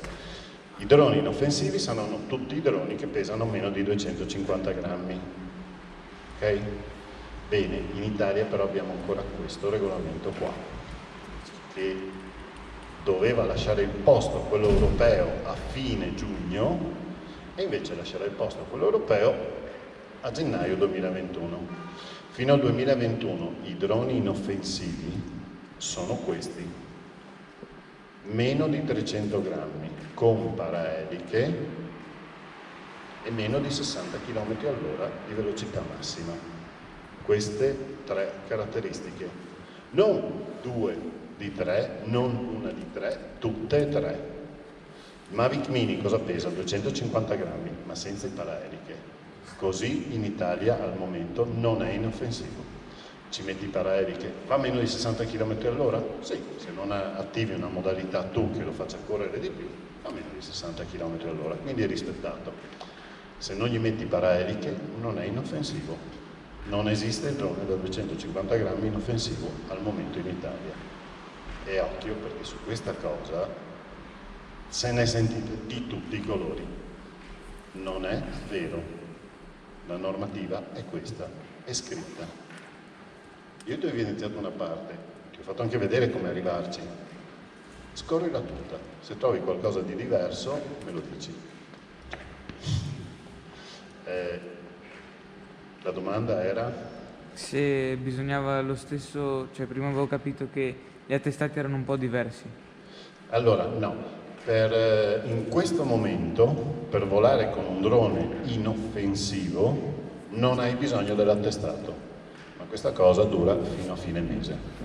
Da fine mese hai bisogno dell'attestato anche per volare con un drone inoffensivo, a meno che tu non lo usi per diletto, per giocarci. Se ci giochi non hai bisogno di fare l'attestato, se ci lavori hai bisogno di fare l'attestato. E diventare operatore, assicurarlo, eccetera, eccetera. Scusi, giocare vuol dire anche fare dei video amatoriali che tengo per me? Allora, giocare, secondo... Questa è tutta un'interpretazione. Io fumo. Prego? Io fumo. E ho la fortuna che il primo responsabile dell'area droni in ENAC fumava anche lui. E abbiamo avuto delle grandi scambi di pareri, okay? Fuori, dopo i workshop. ENAC ogni tanto questi incontri invita tutti quelli che vogliono venire e spiegano un po' cosa hanno scritto, cosa vorrebbero da noi, chiedono, insomma, fanno un po' di... E Cifaldi era il responsabile ed era di Avellino. E mi ricordo che quando c'era il dubbio su cosa significasse gioco o lavoro, ok, mi aveva detto nessuno è fesso, che voleva dire, se io metto che il gioco è senza scopo di lucro. Scusate, mi sono perso. Scopo di lucro. Se io metto che il gioco è volo senza remunerazione, ok? Automaticamente ho creato un nuovo settore di nero in Italia che avrebbe avuto sviluppi eccezionali, perché il mercato c'era, bastava dire mi paghi in nero, basta, sto giocando, ok? Ecco, la definizione che si sono inventati per distinguere tra lavoro e gioco è che non lo puoi fare per conto terzi. Hai le tue immagini, finché le tieni tu, sono tue. Come le dai a qualcun altro, anche al prete, le immagini del campanile diventa conto terzi, diventa lavoro, hai sconfinato, anche se non ti paga. Non è il pagamento che definisce la differenza tra gioco e lavoro. Anche nei social? Come? Anche nei social? Se il tuo account, tu ce l'hai Facebook? No, Facebook no. Come? Facebook no. No, ok, va bene. Se tu hai un account Facebook e pubblichi un video sul tuo canale YouTube, sul tuo canale, quello che vuoi, ed è tuo, a meno che tu non abbia violato, sia evidente dalle immagini, qualche normativa, è tuo, non è lavoro, ok? Nel momento in cui dai video a qualcun altro, anche gratis, rischia di configurarsi. E se viene condiviso la tua pagina. Io purtroppo a un certo punto su questi ragionamenti devo alzare le mani perché purtroppo la mia cultura non mi consente di rispondere a tutte le domande. Che abbia detto Andrea chiarirà tutti i dubbi, qualcuno lo lascio perché non sono in grado, ammetto i miei limiti, ecco. Altro? Ma lì c'è scritto entro il 1° luglio 2020. Sì. Cioè solo entro, dopo non si può più fare, quindi?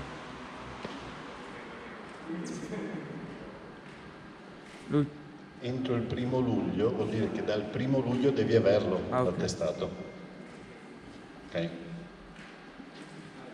29 giugno ci sta bene, il 32 giugno sta benissimo. L'importante è che il 1° luglio tu abbia l'attestato. Sì. Ma con i droni, quelli inoffensivi, non c'è proprio un limite? Cioè io posso andare ovunque, al di là degli spazi, quelli aeroportuali, cose del genere? Allora, cioè, non ci sono limiti?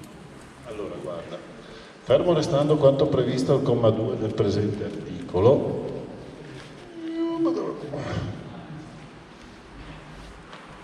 proibito il sorvolo di assembramenti, ok? Cortei, manifestazioni sportive, praticamente, a meno che non ci sia un assembramento, sì, puoi volare anche sopra le persone. Noi qua probabilmente non siamo neanche assembrati, perché limite successivo, l'informazione successiva, se non posso volare sopra gli assembramenti, cara ENAC, dimmi cos'è un assembramento. Ci hanno messo solo 8 anni a spiegarlo cos'è un assembramento e secondo me qualcosa cambierà ancora. Un assembramento è stato definito, dopo vari arrampicamenti e rumori di unghie sugli specchi, come la condizione in cui le persone non possono liberamente disperdersi. Tu da lì hai un percorso per scappare, quindi non sei assembrato, ok? In un concerto è difficile. Conte la vedi in modo diverso. Com'è? Conte la vedi in modo diverso. Non buttiamola sulla politica, se no cominciamo tra Canon e Nikon e qua viene fuori una zuffa che ti conosco, ci conosco. Quindi anche in altezza può andare anche a 200-300 metri, altezza 500 metri? No. Allora, il rischio di collisione aerea viene calcolato con un altro strumento. Qua però dovete... Quanto tardi abbiamo fatto, Andrea? Porca miseria! Ma mandatemi a casa, cioè nel senso, voglio dire, vi sarete stufati? Allora, vi faccio vedere solo sta cosa qua. D-Flight, non so se qualcuno l'ha già sentito nominare, è un consorzio tra ENAC ed altri.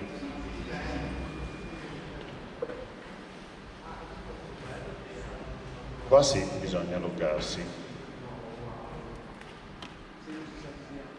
Allora, fino a che altezza si può volare? Questa è un estratto di mappa aeronautica che è pubblicata da un'altra parte, la mappa aeronautica, quella alla quale che contiene tutte le limitazioni alle quali devono sottostare gli aeromobili, gli aerei veri, è pubblicata sul sito dell'ENAV, il vigile dell'aria, per capirci. Non volevo nominarvelo per non incasinarvi la vita, ma è colpa sua, se ve l'ho dovuto dire, sappiatelo. Queste sono mappe aeronautiche. Cosa c'è sulle mappe aeronautiche? Beh, c'è scritto fino a che altezza si può volare in ogni località. Prendiamo la mappa e diciamo, ok, sono a Casale sul Sile, ok? Clicco sopra e mi dice che sono nel CTR di Treviso. Cosa vuol dire? Che al massimo posso arrivare a 60 metri di quota, ok? Me lo dice qua, questo limite vale per tutti i droni, indipendentemente dalla massa, ivi compreso il nostro inoffensivo di 250 grammi. Perché, senza tornare sul regolamento, in testa al regolamento c'è scritto che tutti i droni devono rispettare le regole dell'aria. Le regole dell'aria come vengono declinate, oltre che in tanti altri, tramite tanti altri strumenti, tramite le mappe, ok? È come viaggiare per strada e vedere un divieto di accesso, una svolta obbligata, il limite orario, ok? E la stessa cosa vale anche per lo spazio aereo. Se vedete ci sono aree colorate in diverse maniere. Vogliamo essere a Biancade? Cosa c'è di applicabile? Sempre Treviso CTR. Vogliamo essere qua, Treviso Sant'Angelo. Siamo arrivati vicino all'aeroporto di Treviso. Informazione, il limite non è più 60 metri, è diventato 25 metri. Ok? Poi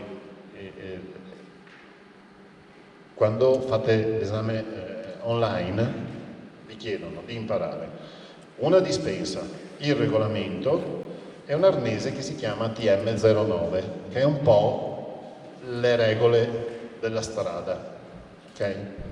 Però per l'aria. In realtà sono 25 metri, ma se c'è un campanile puoi volarci fino a 15 metri sopra, stando a una certa distanza dal campanile, perché se qua c'è divieto di volare sopra i 25 metri, no? Ma c'è un campanile che è alto 60, se voi arrivate a 60 metri stando a 5 metri dal campanile e cozzate contro un aereo, perché stiamo parlando di rischio di collisione aerea, l'ultimo dei problemi di quell'aereo siete voi, il campanile è il suo problema, giusto? Sì. Ecco. Quindi ci sono delle eccezioni, è un po' più articolato, per fortuna, perché se fosse solo così ci sarebbero ancora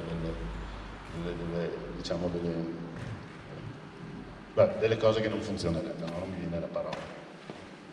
Chiaro? Va bene, direi che Bravo.